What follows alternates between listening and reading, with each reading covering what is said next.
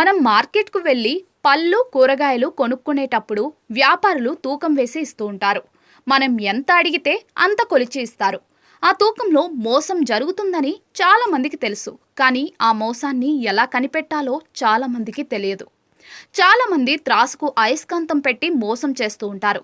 అయితే కొందరు చాలా సులభంగా వినియోగదారులను బోల్తా కొట్టిస్తూ ఉంటారు. ఆ ట్రిక్ను తాజాగా ఓ వ్యాపారి వివరించాడు. ఓ వీడియో సోషల్ మీడియాలో వైరల్గా మారింది. వైరల్ అవుతున్న వీడియోలో ఓ వ్యక్తి బుట్టలో ఉన్న సపోటా పళ్లను విక్రయిస్తున్నాడు. బుట్టలోని పళ్లను త్రాసులో వేస్తున్నాడు.